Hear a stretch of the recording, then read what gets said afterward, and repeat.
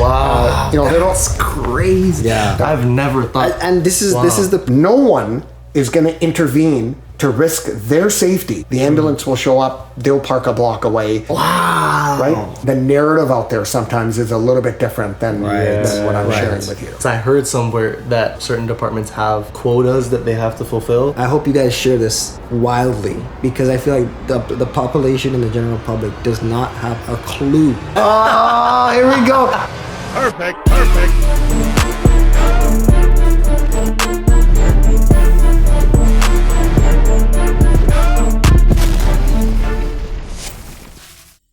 Welcome back! Reality check. Bah, bah. Okay, we're doing that with the police officer here. No, I'm saying, you're, bro, you're back here right now. This is a special one. This is. As you can see, we have a very special guest with us today. We have Chief Del Manak of the Victoria Police Department with us. Welcome. Thank you for coming on. Thanks for having me on. Yes. I just want to say, none of this is rehearsed. Yeah. I've not seen any of the questions that were going to be posed to me, so we're just kind of doing this off the cuff here. So, as we do, y'all know. Which we appreciate very much. Yes, we appreciate very much. Because it's not every time that someone in your position, esteem or social class, it's not all the time that they're comfortable being put on the spot. Yeah. Yes. Especially when we're talking about policing. You're wearing your uniform proudly. Yes. Right? And we really appreciate you for doing that. You know why we do this. We keep it real 100% of the time. I just want to say thank you as well. No, you're welcome. Yeah. Hey, you're welcome. I think he might be setting me up here. That sounded like a setup. I'm not gonna lie. It did sound like a setup. He's leading me down the garden path. Right? No, but honestly, any questions Appreciate that you have, or because I think it's about awareness, it's about kind of listening and understanding all different perspectives. Right. I wonder if you could speak a little bit about, as a police officer in general, what are some of the key challenges that you would probably face more consistently? And then specifically for you, because you're the chief, right? What challenges do you have in managing things? What do you manage actually? And how far does your reach go, for example? Right, yeah. So I think the challenges for our officers are that they're many times put in a no-win situation. The officers, I'm extremely proud of them. They do amazing work. But as I said, sometimes I feel they're set up for failure. They're asked to go fix society's problems. Where systems have failed. There's a lot of breakdowns in community, education system, healthcare system, social services, income assistance, lots of breakdowns. Housing, people can't afford housing. And so a lot of this defaults to the police to respond to when somebody's in crisis or somebody needs help. We have a tremendous problem in Victoria around drug addiction, and there's not enough access to treatment. There's not enough treatment beds. There's not even a facility in Victoria that is a dry facility where, if somebody goes to detox, gets clean, and they don't have housing, and they're put right back into a situation where people are drug users, the risk is probably quite high that they're going to relapse. Right. Because they have everyone around them that is consuming drugs. And so we need to build capacity. The court system is some challenges there. Our officers are arresting people. We're a part of the criminal justice system. We're at the front end, where the officer sees a criminal act, they make the arrest, they put the report to Crown Counsel, it goes to the justice system, and sometimes the penalties the consequences are minimal. People are released back into the community, especially when people are career criminals.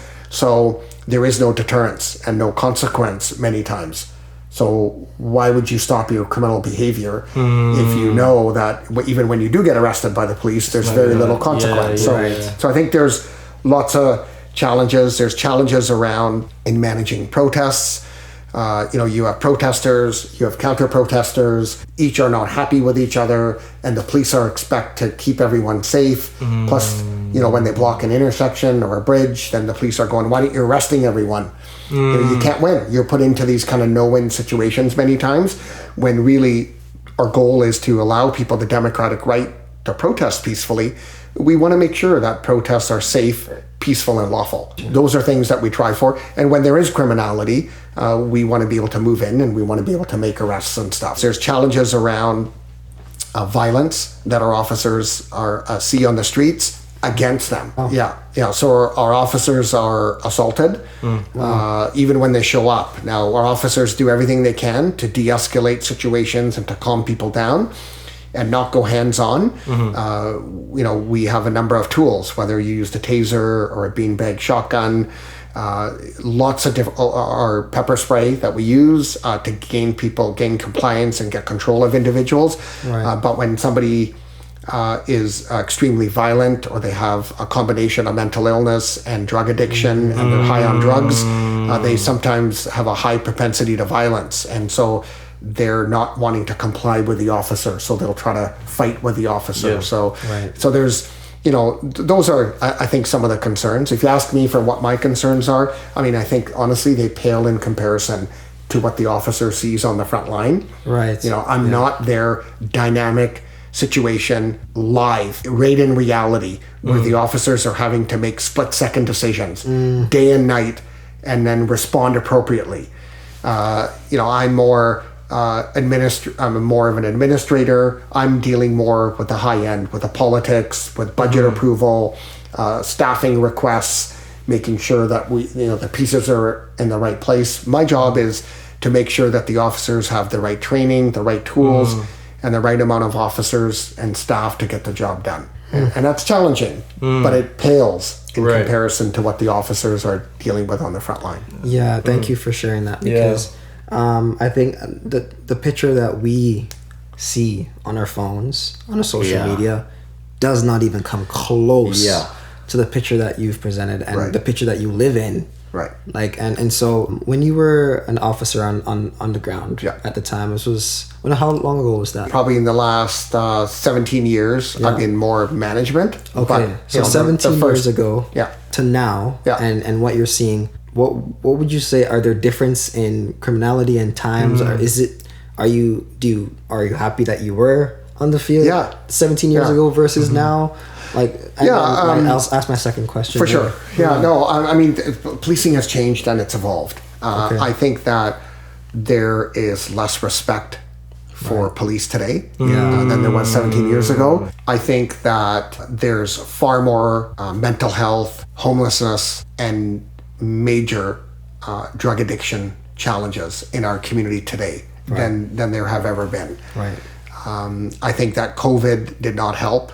It's also impacted people's mental health and well-being. Right.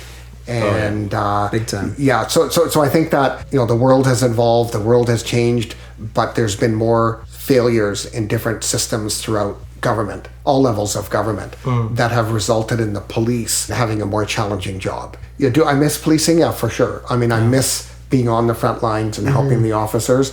The officers are smart and they're professional and they adapt to the situation. Like the political climate, even with protest, is much, much different. Protesters are far more sophisticated, far more organized. Many of them have a criminal agenda in what they want to carry out because they're able to mobilize on social media. We saw that with the trucker protests and the trucker convoy and the occupation that we saw in Ottawa just a few years ago. So I think that the police have far more challenges in policing today, and it's a whole different world today than maybe what it even was 10 years ago and certainly 17 years ago. Right. Thank you. Tell them a little bit about yourself. Yeah, sure. I know the accolades are there. You've been in service for 2 decades. Well, 34th year now, yeah. So, long time. Yeah. And your journey didn't start at the top. No. Right? No. And so, I'd love to hear your story, a little bit about yourself and who you are as a person behind all those achievements that we'll talk about a little bit. But, yeah. Yeah, sure. Yeah, well, I would say that, I'm born and raised here in Canada. My mom and dad came here in the late 1950s, early 1960s from India. And, my parents had no money, so we were quite poor. And I've got 5 other siblings, so there's 6 of us in total. Yeah. 3 boys, 3 girls. And I have to say that, it's been a heck of a ride. Yeah. I didn't even know what I wanted to do. When I was younger, when I was growing up, there was lots of racism, lots of comments, and I really didn't have a lot of self-esteem. I didn't have self-confidence.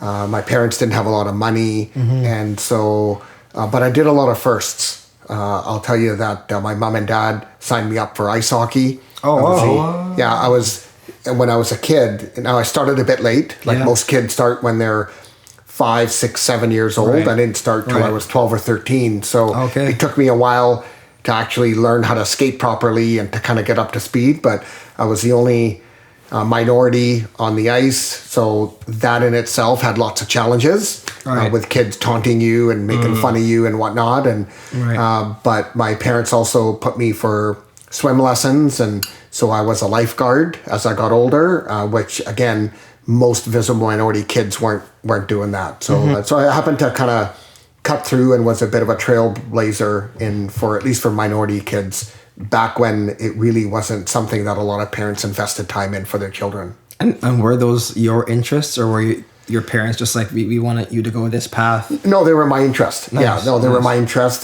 but my parents didn't have a lot of money. So they had to really pick and choose. There's 6 of us in our family. So it can't just be 1 or 2 kids get focused on for registration fees and equipment and driving them to and from practices or swim lessons and whatnot. But it's something that I kind of wanted to try. And my parents kind of supported me with whatever money that they had and they were able to kind of do. So, but I definitely kind of grew up as a bit of an outsider. I didn't have any self-confidence. My self-esteem was quite low. People used to kind of make fun of me and mock me. And so I was kind of not a part of the in crowd of where people were, a lot of times you have the jocks and the people that are popular in school. Very cliquey. It's like that, right? And so I wasn't in that group, and most people kind of let you know it, and they didn't let you forget that you weren't a part of that group. So how did you overcome that? I think family values. I am South Asian, so I'm Sikh. I'm proud to say that I am. But there's a period of time where I wasn't. I was actually embarrassed. I just wanted to fit in with everyone. I didn't want to speak the language.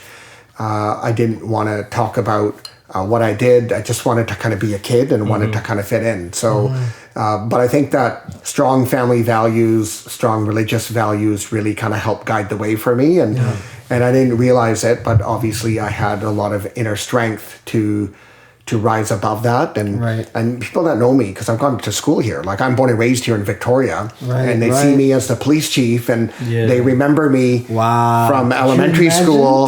They see the progression. Hey, you be careful in the schools now. Getting pulled over. So anyway, so the journey, but I think what it's done for me is it's actually made me into a more complete person.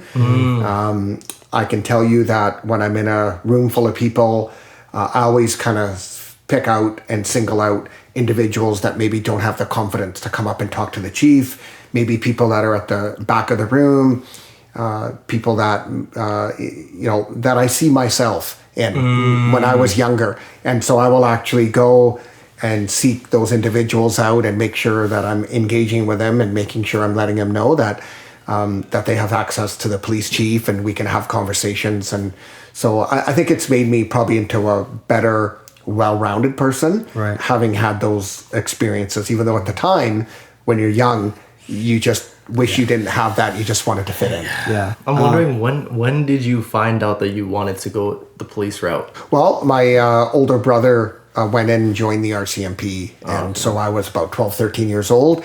And the time for lifeguarding or ice hockey? Ice hockey. I was just kind of getting in and playing that. Lifeguarding I didn't do till I became a police officer, actually. But I had swimming lessons. So I had the base. My parents taught me how to swim, but I actually became a lifeguard when Saanich Commonwealth Place opened up during 1994, during the Commonwealth Games. And so it was a new pool. It was the place to go. Nice. You've been there. Yeah, it's so recently. Nice there. It's really nice. It's really, think back in 1994. It was the showcase facility that opened up, and everyone wanted to go to Saanich Commonwealth Place. It's still a really beautiful place to go and swim. Is it like similar to how it was back then too? No, they've changed it a lot. They've expanded the rec center and the weights a lot. But I would say that I attribute a lot to my parents and my upbringing about how I've kind of turned out today. And as I said, if you ask people that knew me in elementary school and middle school, they'd be surprised that here I am as a community leader and as the chief of the police department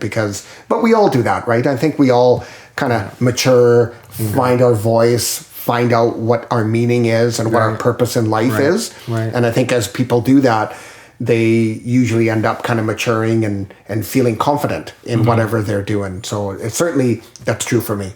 I was gonna say I relate to that. We talked about this on the podcast before. How like I was very no confidence, low self-esteem. I mean, I had some confidence, but like I was super like timid. Right. My personality super introverted. Like all those things combined. So like I feel like literally within the past maybe 3 years, I just started to like come into myself. I feel like it feels good, right?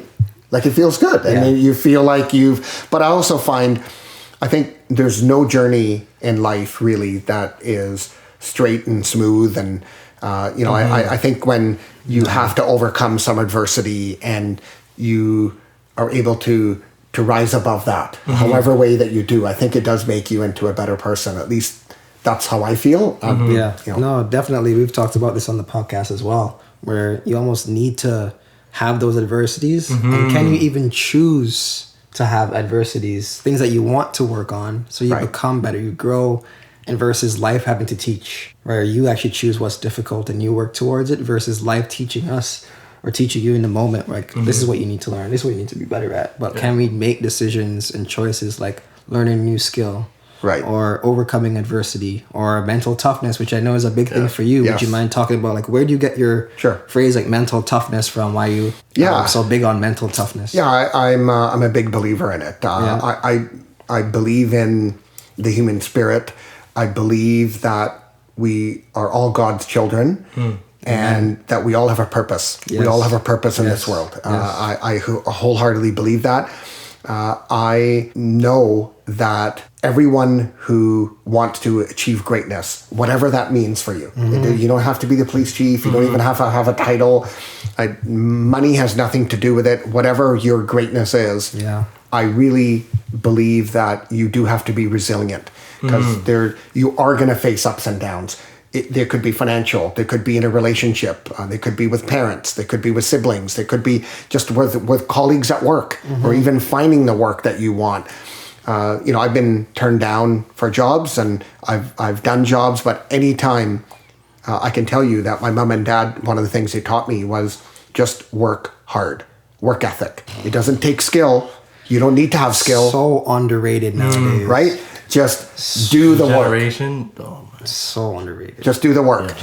So my mom and dad also then said this was coupled with not just be a hard worker, but the work ethic part was always be the hardest working person no matter what you're doing, but don't expect anything in return. So don't expect a raise, don't expect to get acknowledged, don't expect to get a promotion. You do it because it's the right thing to do. And hopefully you get acknowledged, and hopefully good things happen. But if they don't, at least you feel good that you put in honest effort when you're working or when you're engaging with people. There is something to be said about honest effort intrinsically, that just builds so much momentum for the future. Whether someone sees it tomorrow or 10 years from now or 20 or not at all. There's something that happens within ourselves, the relationship that we build within ourselves, not with anybody else, but here and here. That just feels so good. When you know you honestly put it in. And you're like, I can sleep tonight. And for me personally, I think for me anyways, it's less about even in the moment, because I feel like sometimes I'm guilty of, why am I doing this right now? Like, you know what I mean? But like in the future, retrospectively, understanding that if I'm in a place where I can actually truly reflect on something that I did, however long it was ago, I can actually be like, no, I did that. Like I know in myself, I put this work in and I was able to do such and such. Like, You know that. Nobody else has to know that. You know that. It's a moment you're proud. Like, it's a moment you're proud. Building good habits. Having those habits, and habits are things that you do over and over again. Yeah. And sometimes they don't come as naturally to develop good habits for people. For some of us, we have to work a little harder at it, but that's okay. That's amazing, because I was actually going to ask you that question about habits, and just like, what are some habits that you feel that you needed to develop and still maybe even practice today that you needed to become the person you are today? Right. Yes. Okay. So before I get to the habits, I want to just finish touching on mental toughness. Yes. Okay. Go ahead. So mental toughness, I think, is important. Yes. I think that if you don't have mental toughness, it doesn't make you a bad person. So that's okay. I think resiliency in overcoming obstacles, challenges, as I started mentioning, it doesn't matter what part of your life that is. That is going to happen. Yeah. Right? Life is not just always rainbows and sunshine and unicorns, and you're going to be coming up to people that don't believe in you, people that don't support you, maybe your friends that aren't quite your friends as you thought they were. Lots of things happen in life. But what I find is it's not what happens to you, it's how you perceive it and how you react to it. So part of mental toughness for me is how you envision and how you view the world, through what lens. And for me, the lens always is focused on positivity and on being and finding my own greatness, and in making sure that I'm doing everything that I can to be as strong as I can. So, but giving yourself permission to actually not be good every day, right? And giving yourself permission that I don't have to always be at my personal best, but knowing that, in school, in university, you're probably not going to get exactly the same mark that you did. You could put a lot of effort into an assignment, but your professor comes back with a letter grade maybe that you don't agree with. But how do you then move past that? Or do you dwell on that? And does that get you down? So I think mental toughness, to me, is something that is so important in being successful. It's how I raise my kids. It's something that we talk about because I met lots of people, and again, they're not bad people, but I met lots of people that at the first sign of conflict, at the first sign of adversity, they don't know what to do. They don't have the skills, or they haven't taken the time to develop the skills about how to overcome that. And so then that can lead to them being weak-minded. That can lend to them not being self-confident. And then allowing that to kind of be in their head about how they approach a situation next time. And so before we even get to the habits question, just playing off what you were just saying, I just want to ask then, for someone, or just even for us sitting here, how can we develop mental toughness in a practical way? Yeah, I think that's a great question. I think the answer is going to be different for every person. Okay, fair. Because it depends on your age, it depends on your maturity, it depends on your life experiences. Like the three of us are sitting here, we've all had different experiences in life that has brought us to the moment for this podcast. Isn't that wild? That's crazy. That's crazy, ain't it? Yeah. But here we are. We're sitting here and we're having a chat. So I think that what you have to do is a couple things that I think are important. One is, each and every day, every single one of us get up in the morning, we brush our teeth, and then we approach what's going to happen that day. Doesn't matter what day it is. Positivity makes a difference. The lens that you're viewing the world, right, is going to dictate your actions that day and your behavior. This is true. Yes. So I think having a positive mindset helps. Giving yourself permission to fail and to get back up, and that you're going to be resilient. Trusting people. Kindness and compassion. So a lot of times we're so busy in what we do that we forget that relationships are important, right? Relationships are important with everyone. Again, it's not just your family, it could be your friends, your coworkers, with your professor, with other students, with every part of your life. It's about relationships. So I think that if you want to really talk about mental toughness, it's learning a little bit about yourself, giving yourself permission and some leeway, not to be great in every moment, and not to be too hard on yourself. But when you approach the world with a positive mindset and knowing that you want to develop it, and I think it's like anything. It's like anything, learning to ride a bike, it's like learning to run a marathon. You're not going to do some of these things overnight. It's a progression, but as long as you kind of know where you want to be, you want to try to be as resilient as you can. But again, without trying to be hard on yourself and then not actually backfiring.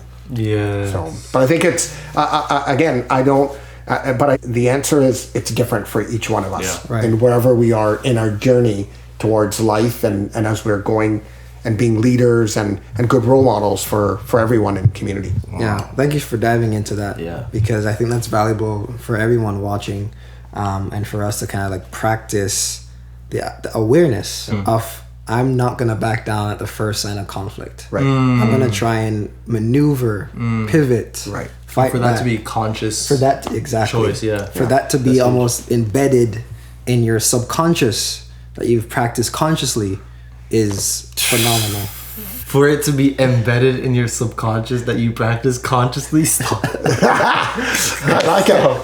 I like it. That's tough one. I like it. Hey, do you know what though? Is failing. Like Yes. we are afraid to fail on Yes. things, right? Yes.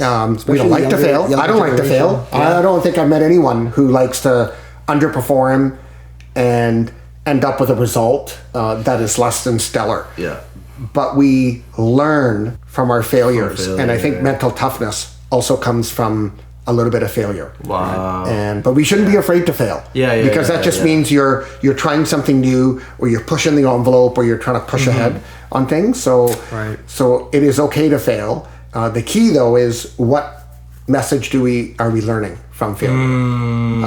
I think that to me is the key. And of course, if you're failing in a particular area, you don't want to continue to fail in that area. Yeah. You want to try to learn and be self-reflecting and having a high level of awareness of going, what could I have done differently where the outcome would have been different? Yeah. I heard something, I don't know if we said this on the podcast, but I heard something where somebody said the only true failure is if you fail and then choose not to learn anything from it. Like now you're actually failing. Right. But if you fail, but then you're taking whatever it is from that situation and applying it so that you can get better, you didn't fail. You know, that's amazing because that just helped me to choose a different word for failure, and maybe I'd invite you all to use this word, which is I stumbled today. I stumbled because if you're even the language around it, stumbling doesn't mean you fell. Yeah, you tripped. Right. You tripped. It doesn't mean I hit the ground though. You know, whatever. Actually. I didn't notice though. I just stumbled, and in that stumbling, I picked myself up and I looked back and I realized why I stumbled. Right. And now then you go in that look out for reflection, that. you look out for that thing you stumbled on. Right. Wow. And so I think now that helps me at least to reconfigure failure and say no, that I've stumbled and how can I learn from this stumble? I think you stumbled onto something here. Oh, here we go. It's a joke. Man. Okay, so here's some intriguing questions I got though. Before you become chief, once you're in the police force, what would you do in a day, for example? Like just for a lay person that doesn't know what is going on. So I started my career in Vancouver. Police officers start working in the General Patrol Division, which is you drive around in a marked police car, you're responding to 911 calls. Okay. That's as simple as you can kind of put it. And that's where you really, that's a bread and butter of kind of learning a little bit about policing, writing traffic tickets, talking to citizens, and responding to whenever there's a call for help.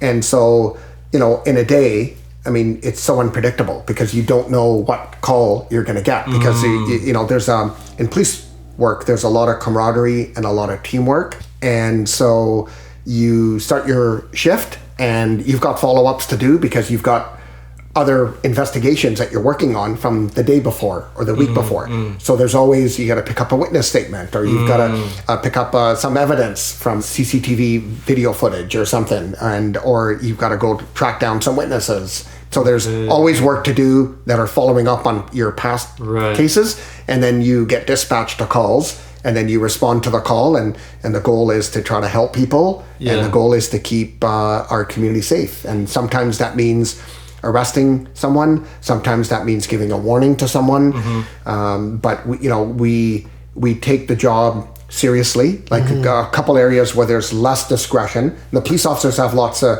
discretion in what action they want to take, and So there's multiple outcomes. The key outcome, though, is to resolve the situation. Right. One area where there's not a lot of leeway and less discretion is intimate partner violence. When we see domestic assaults or we see that there's criminal harassment going on or anything going on that's a relationship involved, then there's provincial standards around what the police must do, not what, you can't. When there's somebody's been assaulted, the police officers have to follow proper provincial policy. We can't just say, okay, we'll just try to get along and make sure that we're not called again. Those are very, very serious matters, and we got to make sure that we're doing the right thing to protect the victim or the survivor. Right. Because I mean, at that level, anyone can say anything, including the victim, to kind of let to minimize you being there, the purpose of you being there, kind of go away. Right. But that doesn't mean the problem doesn't stop. Exactly. Right. Okay, I understand. Yeah. So that would be on duty. Off duty. It depends on where I was. Like, when I started in Vancouver, I was young, I was single. I had a membership at a gym. I had my mountain bike. I'd go ride mountain bikes. A couple of the officers that I knew played tennis, so we would go play. In the summertime, we would go play tennis. That's why you're so good. Yeah. We played tennis. Yeah, tennis. Right. Yeah. So just getting outdoors, but always trying to be active. I tried to stay active and try to go to movies, go do things, go to some concerts, and just the one thing I think that sometimes people forget is we wear a uniform, and we carry a firearm, and we have a high level of responsibility in the work that we do. But we're people. Yeah, we're no different than anyone else.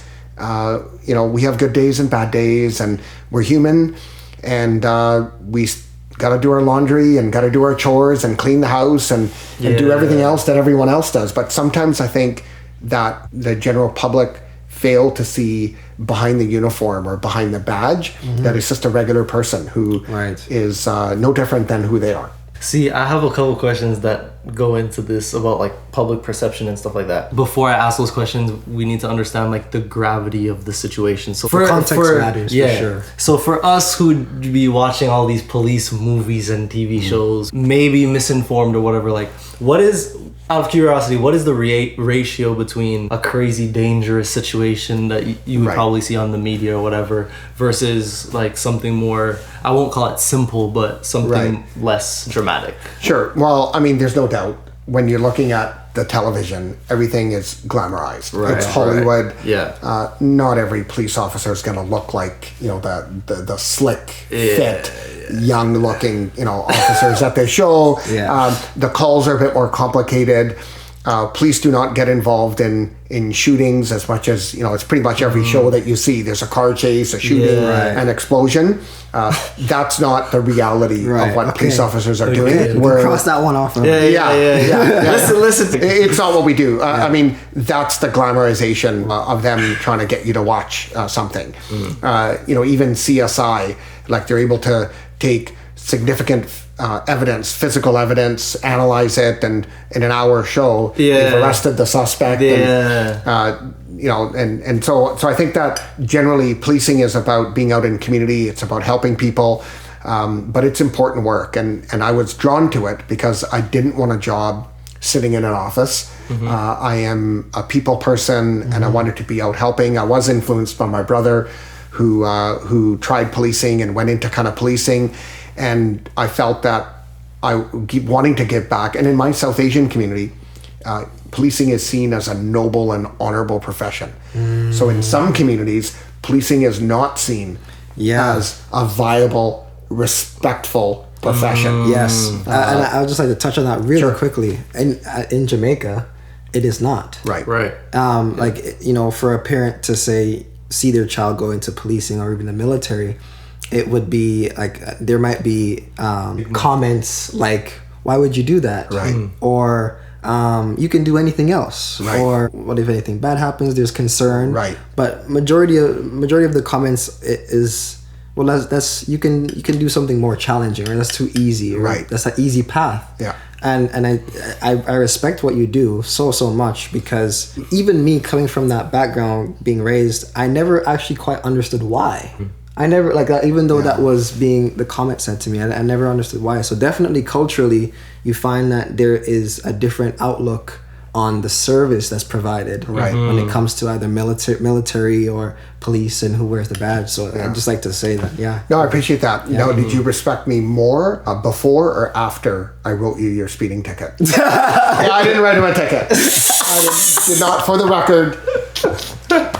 First, I don't know. I've heard that like the sworn oath is to serve and protect, right? But I've also recently heard from different sources that that might not be the oath, or there might be like different oaths that different departments take. So serve and protect is more American based. Oh, okay. The police officers in the United States, it's called law enforcement, right? Law enforcement, but most of the stuff that we do isn't necessarily law enforcement, right? We provide community policing, and it's a policing perspective.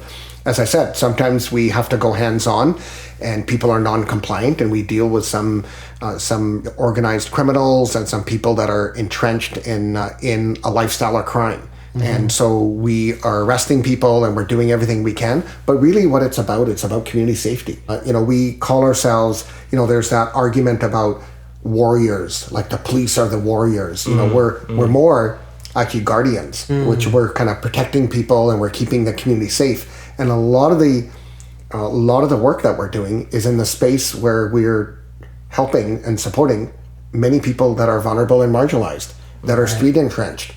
And amongst them are some drug dealers and some criminals who are there to exploit and undermine the individuals that are vulnerable and marginalized. And in many cases, we're their voice. We actually are their voice. They know us on a first name basis, and they know that we are protecting their safety and making sure that we're their voice to make sure they're safe. So I think policing is a broad spectrum of duties and responsibilities, but the modern day policing and Canadian policing does not prescribe to a warrior mindset. It's more towards guardian. It's not really about law enforcement.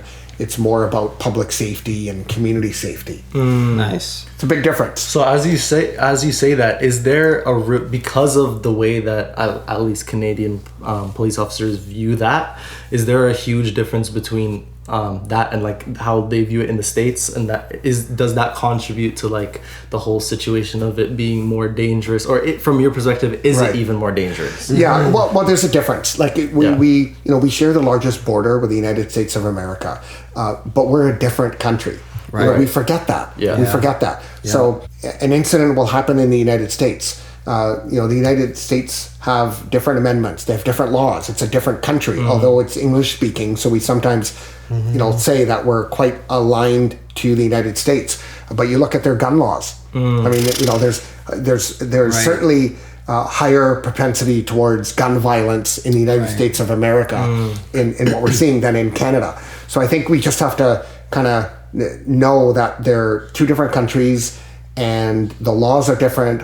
The policing, the training, when it comes to de-escalation, when it comes to trauma-informed practices and what the police do is much, much different in Canada than it is in the United States. And so, and I don't want to sit here because I've never gone through the police academy or the training in the United States. So I don't want to start comparing what I don't know in the details. But I do know Canadian policing.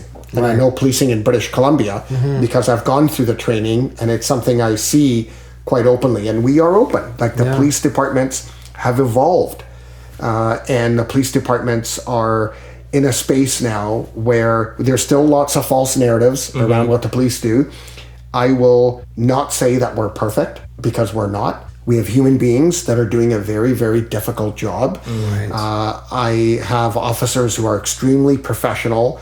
They're lead with care and compassion, but they have a tough job to do. Because when we're responding to help people, many people are non-compliant, many people are criminals, and many people don't listen to what the police have to say. So we have to then use as reasonable force and as much force as is necessary to get the job done. And sometimes it doesn't look pretty. and then people capture it on their cell phone and they post it and they make their comments on it. And so, but the police are also held to a high regard, right? There's civilian oversight bodies. There's other avenues to make sure that there's oversight on police action, police misconduct, and I welcome that. And I can tell you that our officers know that. There's a high degree of accountability because we have powers that the average citizen doesn't have. Can you let us know what the process of becoming a police officer is? Yes. In Canada specifically, and do you know what it's like in America? I don't know what it's like in the States. So I think, well, to my knowledge, I think that in America, we'll leave it there, and then you can explain what Canada does. Sure. But in America, it's the crime rate is so high, the gun laws are so out of control that they need officers to the point where the bar is a little bit lower than it is in Canada, a lot lower. And so I just wanted to, paint a picture for us, if you can, and the viewers, just as what is the process of becoming a police officer? Can you just grab a gun and a baton and you're good to go? Like, what does that look like? Which is why I asked before about the serve and protect thing, because I feel like from a lot of media perspective, specifically in the States, it almost feels like if that is the oath that they've taken, it feels like they've shifted from that, and it's not to serve and protect; it's to like enforce, which is what you're saying. So in Canada, not everyone deserves to be on the policing bus, and we want to make sure that those that are onboarding and are doing a job are coming to the job with the right mindset, the right understanding, the right level of maturity. Minimum age is 19. You have to be a Canadian citizen or landed immigrant to be here, to join policing. There's some requirements around education. Most of the people that we're hiring have 4 year. They have their undergrad degree. They've got 4 years of education. The minimum education is a 2-year diploma. It does not have to be in criminal justice or criminology. It's preferred, but it does not have to be that. So if you've started your own business and you've got a lot of maturity, that it's transferable skill to actually going to university. I think all we're looking for is that you made the commitment to pursue higher education. You have demonstrated the ability to learn, because when we send you to the police academy, we'll train you in how to be a police officer, but we certainly want you to succeed and know that you're able to read, memorize, comprehend, have good writing ability, and all of those things that are important to kind of articulate when you're doing proper, thorough investigations. Right. You have to be fit. There's a police officer's physical abilities test that you have to be able to run. That varies throughout Canada in what that test is and what the standards are. But for the Victoria Police Department, you have to do a psych test. You have to do an ethos exam, so it's like just an exam that you need to kind of write. A psychological test that you have to do. You have to do the polygraph exam.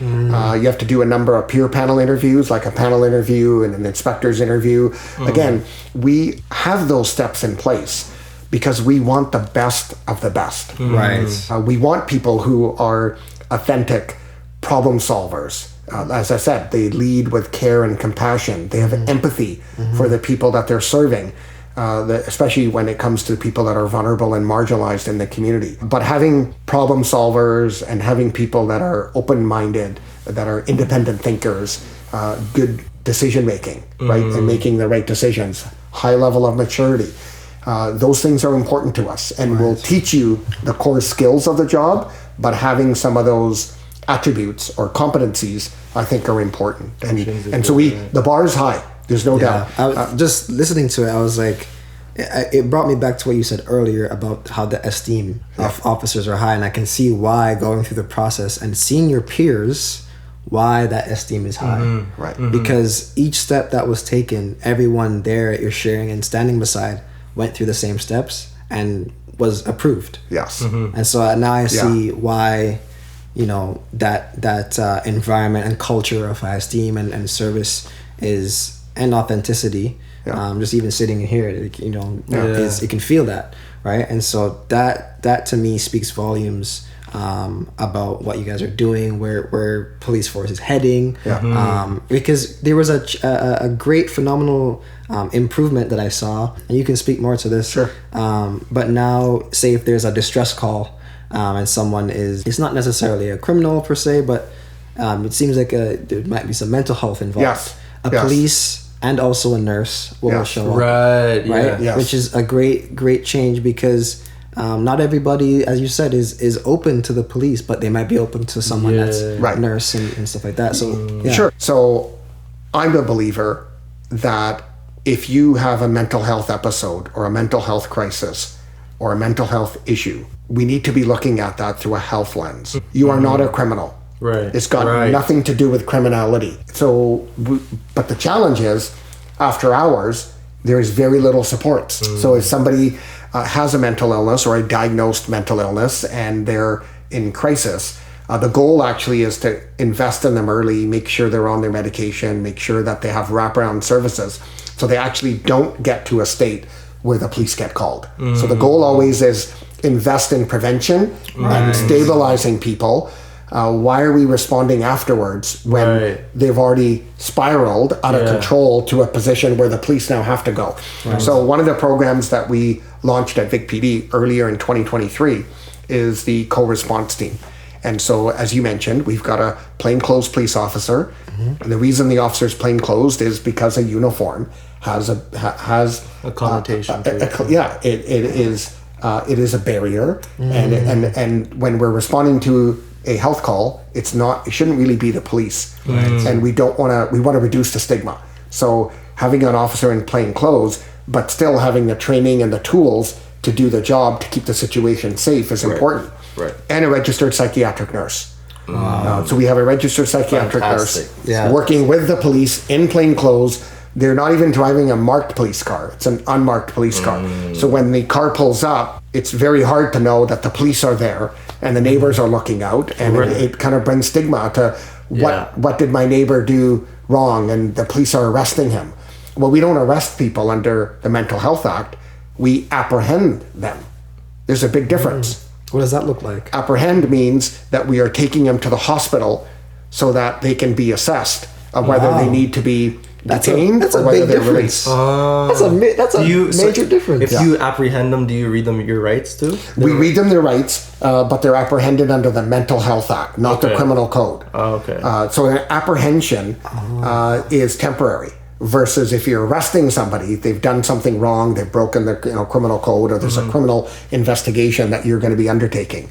So, but having that team there is important for us, because it shows the community that the police have a role to keep people safe, but it's not necessarily that the police should be responding. And I will say, we also actually have supported the Canadian Mental Health Association. So the Canadian Mental Health Association has launched a civilian-only team. No police on it. Oh, wow. And the acronym is PACT, and it stands for Peer Assisted Care Team. So the Peer Assisted Care Team only has civilians, and they respond. But the challenge, though, is if there's weapons, threats, violence, or criminality, that Peer Assisted Care Response Team, they don't have the ability to respond. They're not equipped, because they're not there to de-escalate somebody who has a needle or a knife or an edged weapon. They don't have the authority to go into somebody's place if the person is non-compliant. Only the police have the authority to develop that rapport and to go into somebody's dwelling house or their house to do that. The civilian team does not have the authority to apprehend under the Mental Health Act. Only the police have that authority. So there is a distinction. But what we're trying to do, though, is if it's a low-level mental health call, then maybe the police don't have to go at all. And let's just send the civilian team. Okay. If it escalates, then we send the police with the psychiatric nurse as a co-response team. If it's out of control and it's elevated, where somebody is barricaded themselves and they've got a weapon, now even the co-response team will stand by until the police can go de-escalate the situation up until the time it's safe for the registered psychiatric nurse to intervene. So There's a lot of different things kind of at Yeah. play with mental health calls. On this topic, what would a citizen's arrest be like then in that situation? There's a lot of times people will watch that person or follow them, whether they're in their car or whether they can, until the police are able to arrive and intervene. So a citizen's arrest is more for like holding them in a position until the police can Correct. arrive. Okay. Correct. But a lot of times people don't even do that because they can risk their safety. Yeah, every citizen has the right to hold somebody and to make a citizen's arrest. It doesn't usually happen often because people are now putting themselves in kind of an unsafe situation Yeah, or yeah, potentially right. unsafe situation. So most people will phone 911. Yeah, no, that's- That gives a lot of context, I feel. Not just for the viewers, but for us as well, and just seeing the duality of, we are here to protect and serve. We're not only doing that though.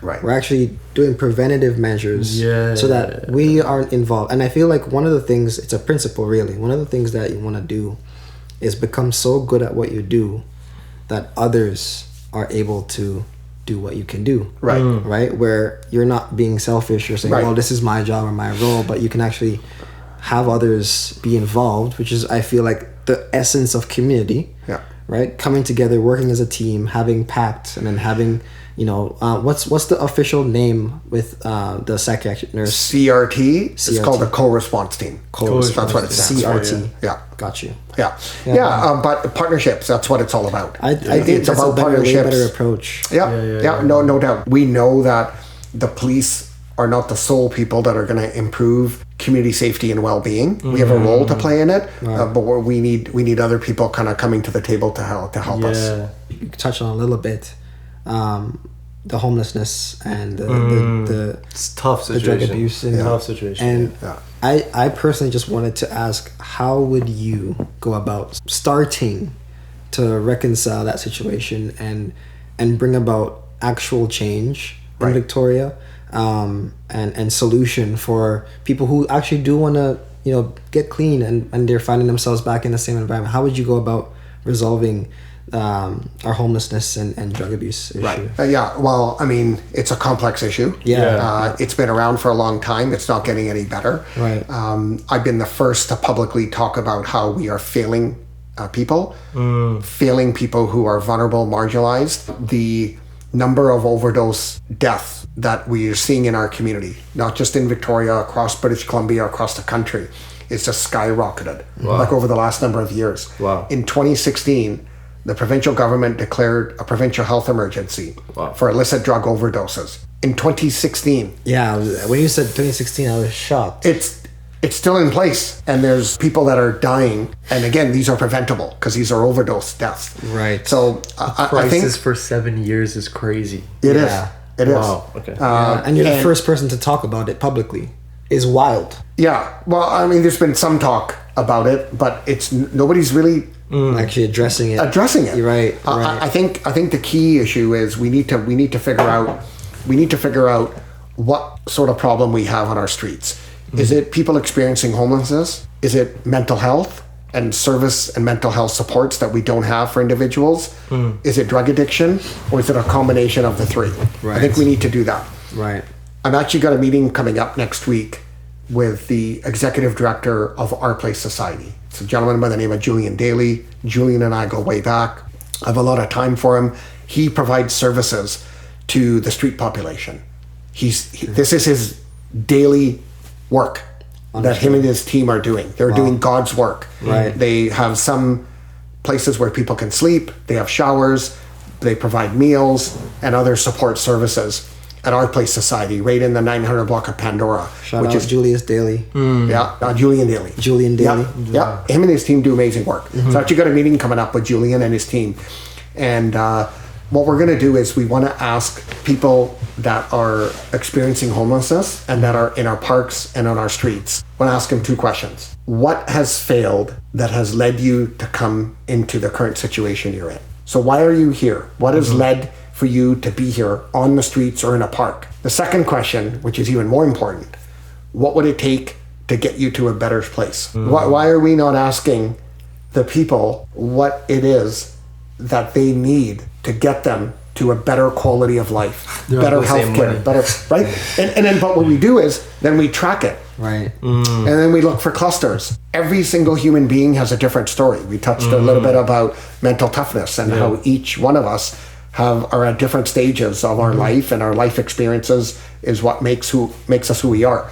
So that same applies to everyone that is on our streets and that is vulnerable and that is marginalized. And I talk about it's a few glancing blows that people have in their life that they end up finding themselves in a situation where they need help. I mentioned earlier in the podcast that many of them know us by our first name, and our officers know their first name. Right.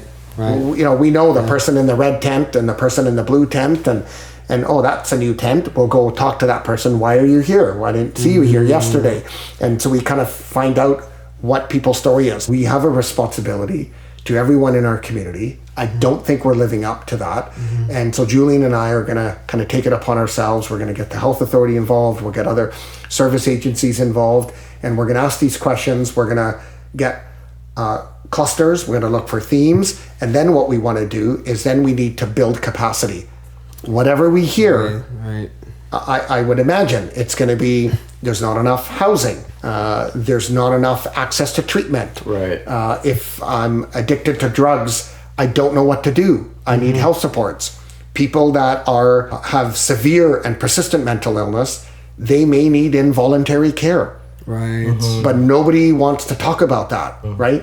Because when you have severe and persistent mental illness, you've lost all healthy insight. How do I go ask somebody with severe mental illness, how well are you?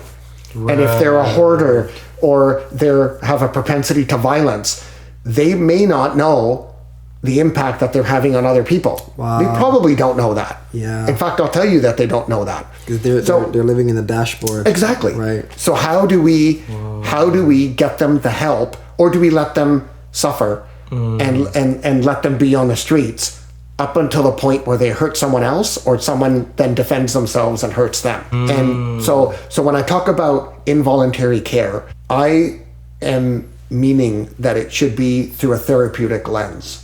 Not through the police, not through the court system, not punitive, but it's done through a human-centric lens. It's done through a clinical psychologist. It's done through a psychiatrist. It's done through people that have the ability to say, this person doesn't know up and down. They don't know what's right and what's wrong.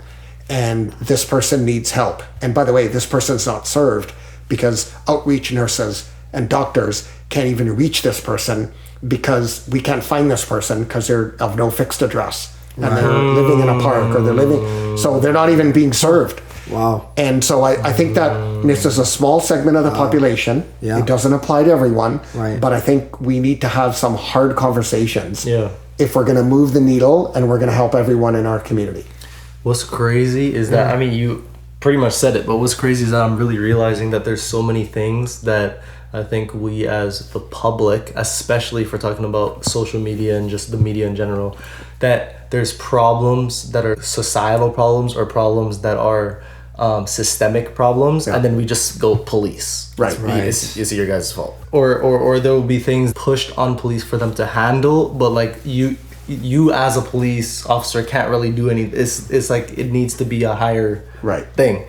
So just thinking about that, I mean, we touched on some of them before, but I wonder if there's any misconceptions that you constantly see, and you're like, we don't do that, or this is very, I think there's a lot of things that, like we talked about Hollywood, like you talked about the glamorization of what the police do, the guns, the shooting, the explosions. Exactly, the car chases, the explosions, I mean, we have an officer that gets involved in a physical confrontation where the officer's not even killed, and it's emotionally impacted the officer, where they're off work sometimes for weeks and months. Having an occupational stress injury because of what they see and the trauma that they experience. So I think that there needs to be kind of a recognition that the police are human beings, and they're doing a very difficult job, and they're impacted by it because they don't want to use force. They don't want to do and see some of the things that they have to see, but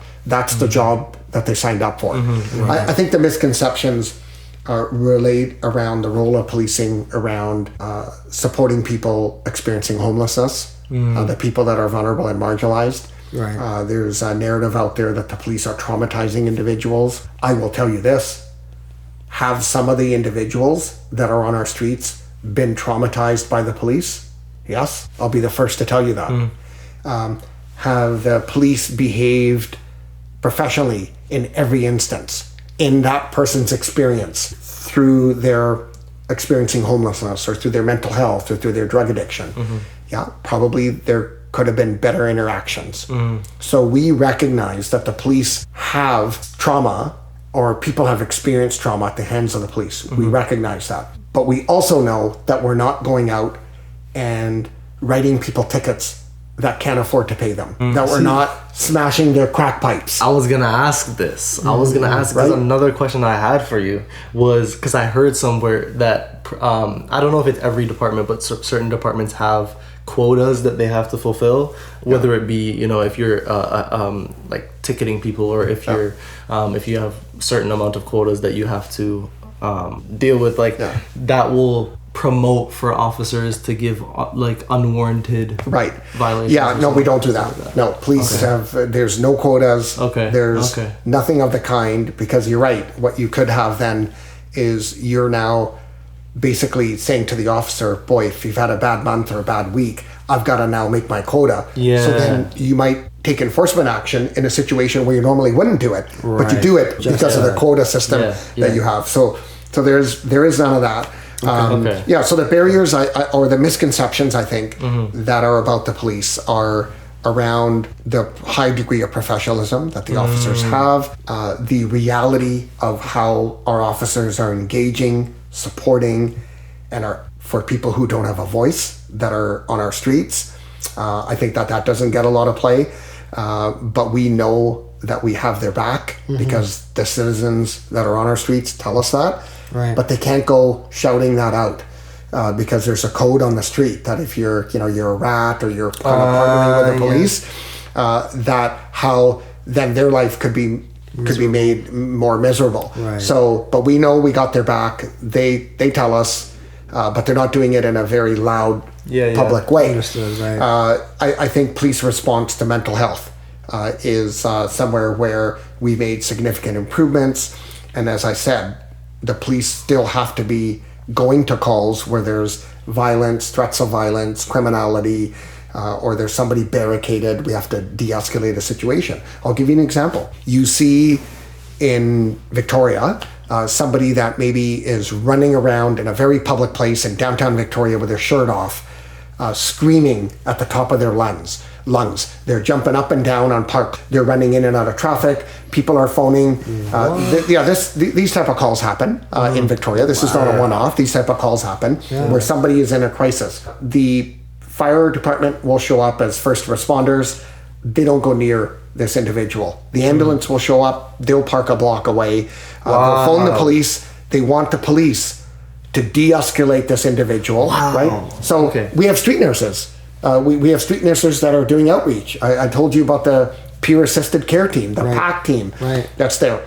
But no one is going to intervene to risk their safety. As a civilian, They don't have the tools. No. They don't have the training. They don't even if they calm the person down, if the person's hearing voices or they're at the high end of a mental health crisis, only the police are kind of called to de-escalate the individual or to get him into custody or to put handcuffs on them just so they can be restrained, so that the paramedics can move in and then they can do their quick assessment. Who is this person? Are they off their meds? Can they sedate this person? Or whatever they can do. So I think the misconception out there is, well, why are the police involved in mental health? Well, there's no one else when it's at the high end. The ambulance will show up and wait. They wait. The police is crazy. Well, I don't blame them. This is not a knock on the paramedics. The paramedics are very good at what they do. They're just not as equipped as... Well, they're not. And they're not going to, risk, they've got their first aid kit.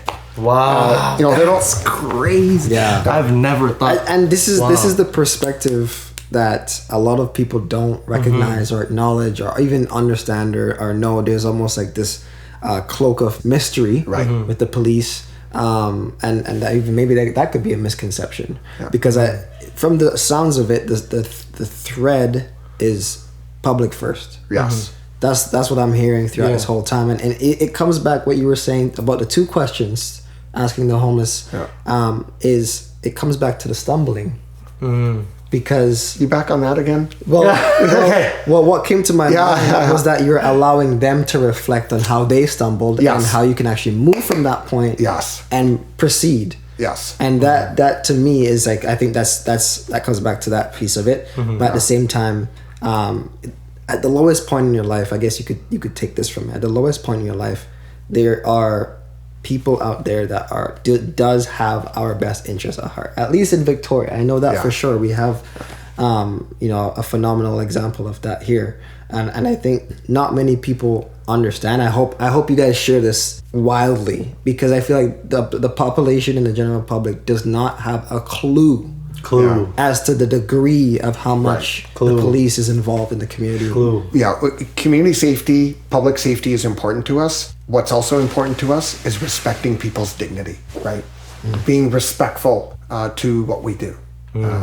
So I think that is, and we get lots of letters. I get lots of accolades where people are walking by and they're like, I saw an officer interacting with somebody who was very rude to the officer, and they're using profanity. They're obviously the person was high on drugs or had mental illness, and the officer was speaking to him using his first name and was kind and they were patient and they just let the person vent, and then they were listening to what he had to say, and because a lot of these situations are playing out in a public place or in a restaurant or on a sidewalk or on a street. So I do get lots of letters from the general public in saying, this is what I witnessed, this is what I saw. And I want to just say, I never stopped to get the badge or the name of the officer, but here's where it happened, and I was impressed at the professionalism of your officers. So we get that on a regular basis. But again, the narrative out there sometimes is a little bit different than what I'm sharing with you. And thank you for sharing this with us.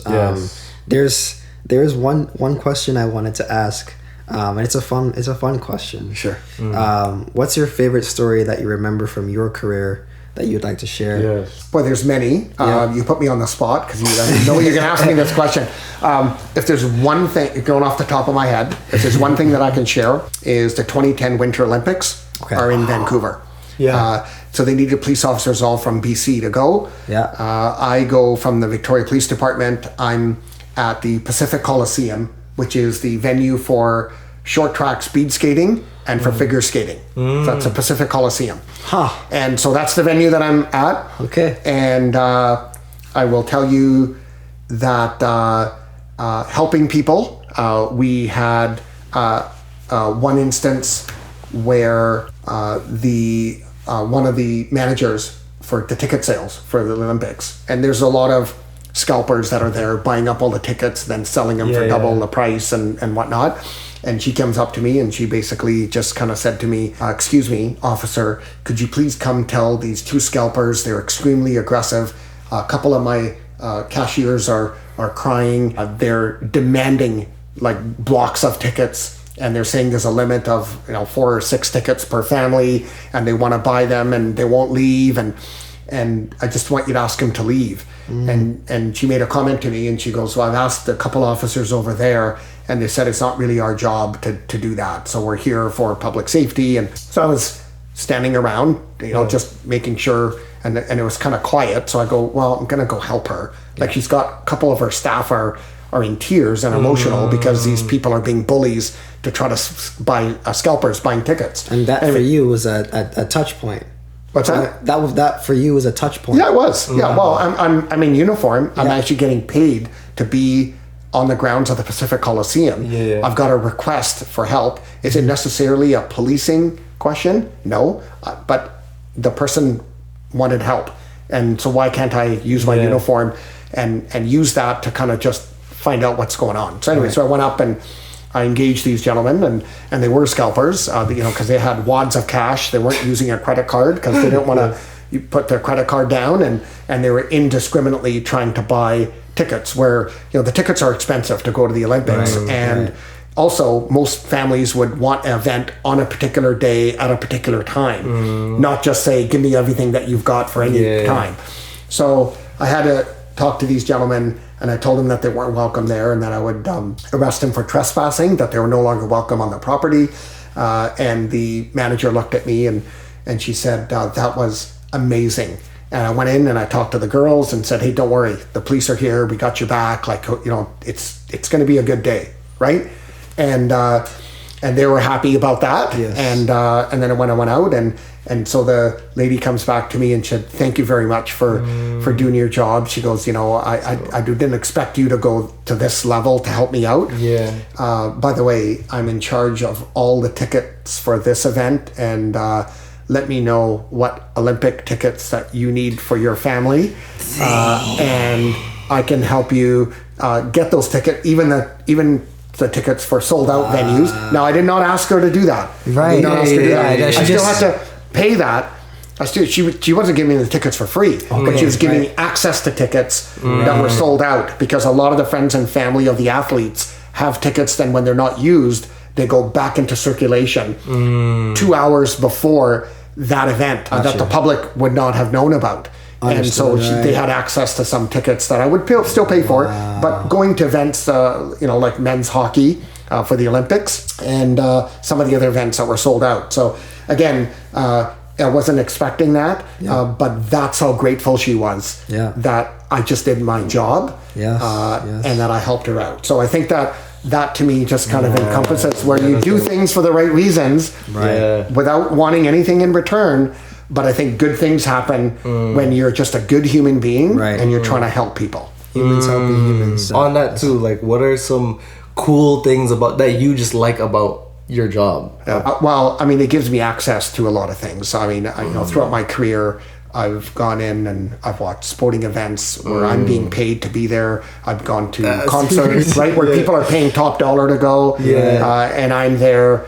Yes, I've got a job to do for security, and making sure that the public is safe and there's not over drinking and there's no fights and assaults that are happening, and doing that. But to actually be behind the scenes at concerts, to sporting events where people are paying top dollar.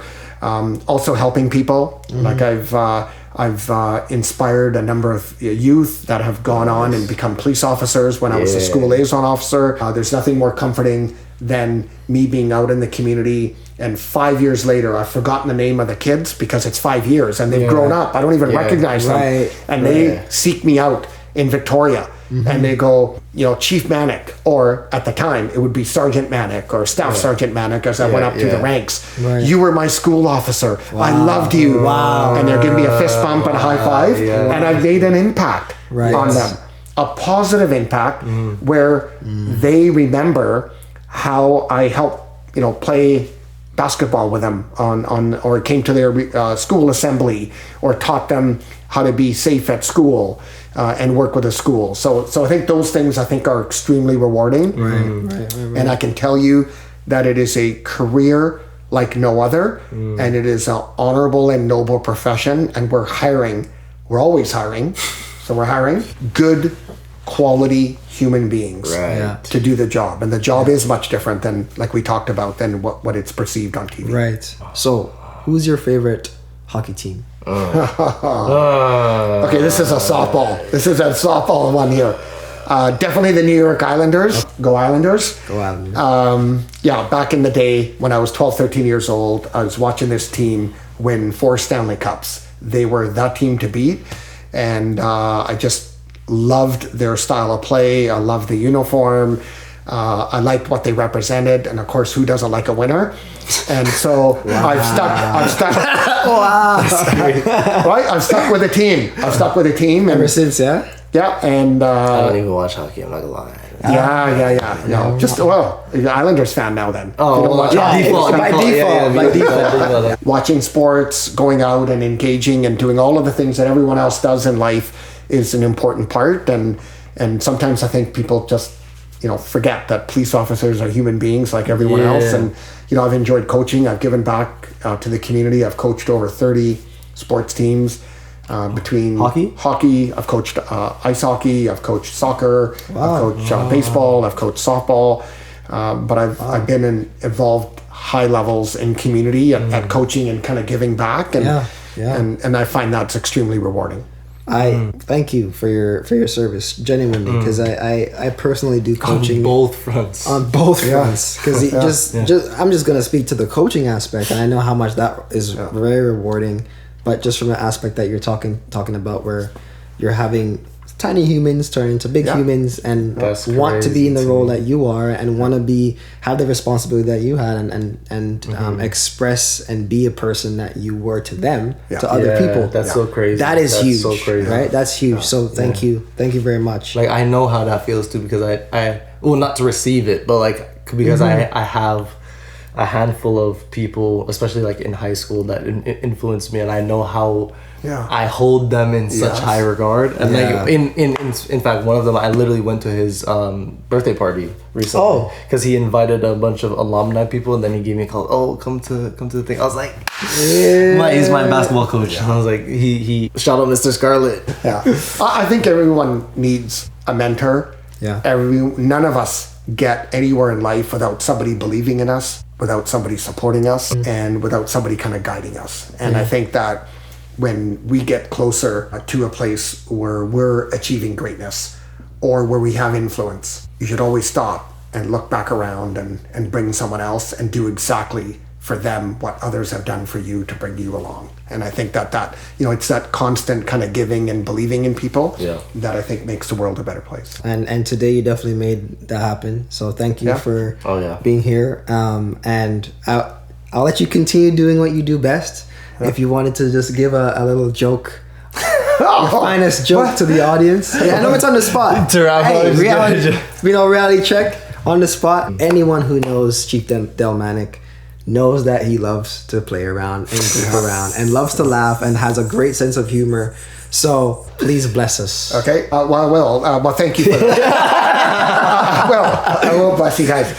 But honestly, no. Thank you for your support. Thank you for the kind comments and also for this opportunity to be on this podcast. And you're welcome. And I gotta say, I was talking to my wife earlier today, and so I said to her, I'm going to be on a podcast, and here I am as a police chief, and they're asking me to go on their podcast as a chief of the Victoria Police Department. In your wildest dreams, did you ever think that this would be possible, that this opportunity would be present? And she looked at me and she said, well, when I think of my wildest dreams, you're not in them. That's foul. That's great. Hey, we're gonna end it right there. Hey, smash the like button right now. Subscribe. And where can they find you, Chief? Where can they find you on social media? Well, I'm on Twitter, which is X now. Okay, That's at Chief Manak. That's I'm probably gonna go on record, bro. Elon, that was the worst branding move you've ever done. Yeah. That's so. Anyways, I digress. I'll still say Twitter. Chief Del Manak? At Chief Manak. At Chief Manak. Chief Manak. Yeah. Awesome. Follow me. Please support your local police, and we are hiring, and consider policing as a career. I would highly recommend it. Thanks. You heard it here, folks. Man, that was a blessed podcast. I can't even lie. Blessed. We'll see you next time. You already know what it is. Peace.